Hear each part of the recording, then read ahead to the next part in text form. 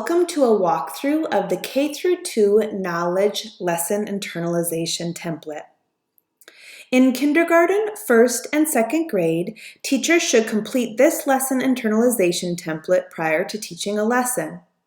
The lesson internalization template helps teachers determine what instructional strategies and learning activities will ensure student success in meeting the primary focus objectives of the lesson and should be completed prior to delivering daily lessons. As you can see on the lesson internalization template in front of you, it is divided into 3 sections: the review the lesson, dive into the lesson, and then customize the lesson. We are going to be using Grade 1, Domain 1, Lesson 9 for our walkthrough. The first portion of our internalization template asks us to review the lesson. In doing so, we will be reviewing the primary focus objectives and aligned standards. We will identify how these primary focus objectives build towards student success with the standards, and in order to do so, we will be using the teacher guide, in particular the lesson introduction.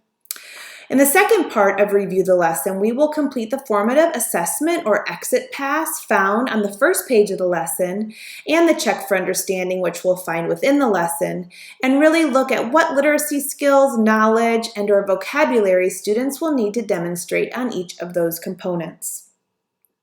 To help us walk through this, I have taken some screenshots of both the teacher guide as well as the student activity book that pulls out these components that are referenced in the Review the Lesson portion of our Knowledge Lesson Internalization template. So as you can see, this is the first page of Lesson 9. I just wrote here to highlight. This is your teacher guide. You are going to notate in your teacher guide however you see fit, whether it be taking actual notes within the teacher guide, highlighting portions of it, or even using sticky notes to just take notes as you're completing this lesson internalization template. For me, I like to highlight my sections of those primary focus objectives, really focusing on the reading component, the language component, and the writing component in this example. And then also on that first page of your lesson, we know it directly lays out what formative assessment we'll be using to make sure students are mastering these primary focus objectives of the lesson. So what I've done is I've pulled out this activity page, 9.1, which is our formative assessment for this lesson. As we know in the K-2 Knowledge strand, these materials are available in both English and Spanish. So here's the English and Spanish version of this activity page. I've just taken notes here. The formative assessment is going to be asking my students to retell a folktale with the use of a graphic organizer and also using sequencing words. So that's what I can see the objective is right here and the teaks that support that objective. I also pulled out the check for understanding that is found within this lesson, and it's called Think of a Word, and this is that quick check that I can do with my students during the lesson. This one's asking to have students think of what lesson this story teaches and think of one word that describes that lesson. So this is supporting that moral of the folktale, which is part of the reading primary focus objectives, where students will review the morals of 2 different folktales as well as explain the moral of a folktale. So once we've had an opportunity to review that lesson and look at that first page within the lesson, as well as those formative assessments and what our students are going to be asked to do, then we're going to dive right into the lesson. And in this portion of our lesson internalization, we are asking you to read each of the lesson components. So the introduction of the read aloud itself, and the application activity, and really reflect on how each of those components sets our students up for success with not only the primary focus objectives, but those checks for understandings and those formative assessments or exit passes. Then what student engagement strategies are included. How will I make sure that all my students will be able to access this grade level content in the lesson? And then what materials will I need for each component? So So again, in order to do that, in the next couple slides, you will see that I looked at each of these different components within the lesson and then took some anecdotal notes. For our purposes today, I typed those in, but again, for you, post-it notes, highlighting notes within your teacher guide, whichever system works best for you when you're planning for a daily lesson. So I noted that there's a lesson at a glance that's included, and I think this is a really great reminder for me when I'm preparing for the lesson because it overviews the lesson as a whole, really by each component. And then it's a great place for me to just take notes on each of those components as a broad overview, as well as it gives me grouping and timing and materials I'm going to need throughout.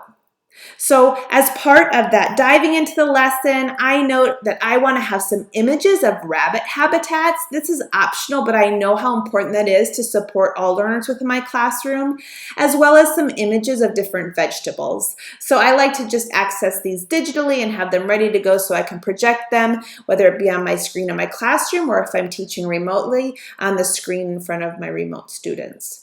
So I'm going to make sure I have those ready for myself. Then I want to make sure I have that somebody wanted but so chart.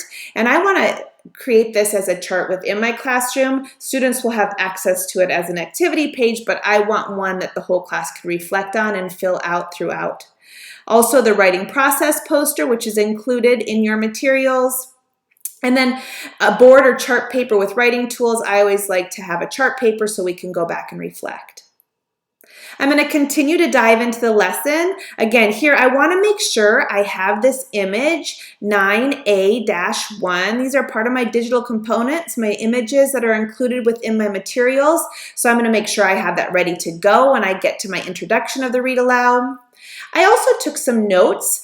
We have these side supports that are included in every lesson, which are great to make sure that we are setting all students up for success within the lesson. So as I read through, I took some notes. At first, I'm going to have my students begin with yes, no responses as far as what the moral, as we're reviewing in our building background knowledge, what the moral has been in previous stories that we've read. So I'm going to just ask some students to just give me yes, no responses. But I also am wanting to model responding to these questions in complete sentences. So I took some notes to remind myself of that. And then I also want to have images available to really continue to support all my students in building their background knowledge. So down here, I made note of which digital images I wanted to make sure I had on hand: a rabbit's nest, an example of what a thicket is, and then other small animals, since I know we're going to be talking about how rabbits are a type of small animals that are called herbivores, so I want to be able to have that as reference when I get to that portion. As I continue on to another component within the lesson, the actual read aloud itself, I want to make sure that I'm clearly stating that purpose for listening. I'm reading it aloud to my students, and then I like to have my students repeat it back to me so that they are very aware of what that primary purpose is for listening. Then I got to the sidebar support that I read through, which was a challenge where students may actually complete the activity page 1.1 independently. It's a story map. So I'm going to list those students that I know are ready to do that particular challenge. So I'm going to just keep a list of those students that I know who are ready to do that. For our purposes, I just put hearts by those comprehension questions that I want to make sure are part of the discussion portion. As we know, there are multiple questions that will be listed in this section. You will not be utilizing all of them, so I always find it really helpful to highlight. Sometimes when I'm writing, I'll just put a check, or I'll highlight those questions I want to make sure to ask during the lesson. Also, I added an engagement activity or engagement idea for this check for understanding, which we already looked at, where students are going to be giving one word that describes the lesson. I'm going to add engagement in there where they're looking to their partner, leaning in and whispering what they think is a good word, and then sharing out to the class. And then finally, in our word work, we're working on the word mischief. And when we get to the making choices activity for this lesson, I will be describing a situation where students are either going to be identifying that as an example of mischief or not mischief. So as they're saying that's mischief, I'm also going to add that they're going to have a thumbs up when that is mischief and a thumbs down when it is not. just adding some engagement. And then finally, we're on to that application portion of our lesson. And so I just took note of some materials. I want to make sure I have that writing process chart out that was overviewed in my lesson at a glance. I also want to make sure that this is a digital component. This somebody wanted but so then, and I want to put it on chart paper. And then finally, a couple other pieces. They added in the lesson that if time allows, you may have students draw an illustration of the Peter Rabbit tail. So I thought that was a great idea for those early finishers that I have to give them that particular activity to do when they finish. And then I wanted to make sure I prepare for additional support when it comes to this somebody wanted but so then chart. So I'm going to make note of which students I'm going to make sure either I pull for a small group as others are completing this independently so I can provide that additional support. We are moving on to the last part of our K-2 Knowledge Lesson Internalization, and this is the customization of the lesson. As it states in your template, we are really recommending that you move into these steps only when you are ready and feel comfortable with the lesson plans as they are written already, and you're ready to make some additional adjustments. So when you've had some time to get comfortable with the curriculum, with how the teacher guide's laid out, when you're feeling comfortable with the lessons themselves, then we really encourage that you add pieces to it that really make this lesson your own. There are different steps that are part of the customization. Just note that you do not need to complete every single step when you get to the customizing piece. There are just different portions of it that you might add. So for example, you really want to look through those sidebar supports that are part of your lesson itself and prioritize which ones. I've kind of done that already when I walk through the lesson, which ones I want to make sure that I'm addressing. Also, some discussion questions. So I want to, again, as I just showed you, prioritize which questions I want to be asking. So I'm making sure it's supporting students in the mastery of those primary focus objectives. But I also might want to add what scaffolds or extensions do I want to really meet the needs of all of my learners. Some additional discussion formats I could include. Thinking of some misconceptions that might come up during the lesson, especially if I've taught this lesson in a previous year and I noticed that students really struggled with a portion, I want to make sure I address that as I'm teaching the lesson. Additional engagement strategies that I could incorporate. And then finally, when it comes to that application activity, where could I provide those opportunities for students to extend their learning from this particular lesson as it relates to the domain?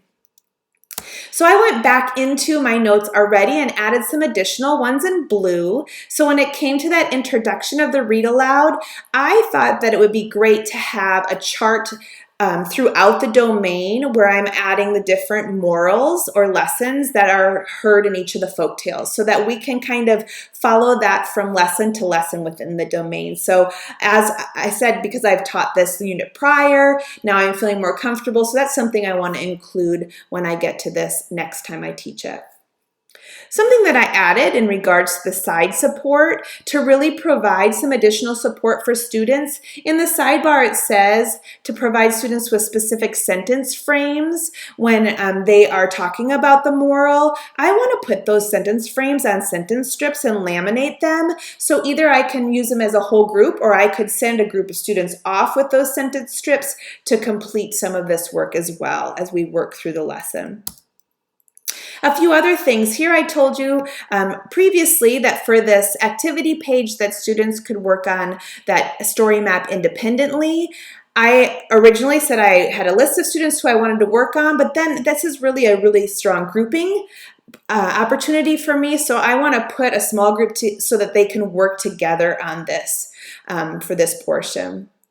When it came to word work, I wanted to add some kinesthetic movements to this making choices portion. On top of that thumbs up, thumbs down, I thought it would be fun the next time I taught it as I have gotten more comfortable with it, where students could act out things like a puppy nipping so that I could really see that they understood even the words within the sentence that I'm utilizing to make sure they've mastered this, their understanding of the word mischief. And then when it came to the final portion of the lesson, that application portion, I wanted to make sure that I incorporated a small group discussion element prior to students completing the graphic organizer itself. So I wanted to group kids accordingly. So those students who needed additional support, I could maybe work with that group while some other groups were able to do it on a more independent level. But just adding that grouping portion, so I'm customizing what's already included in the lesson to really make it my own to address the specific needs of those students that I have in my classroom.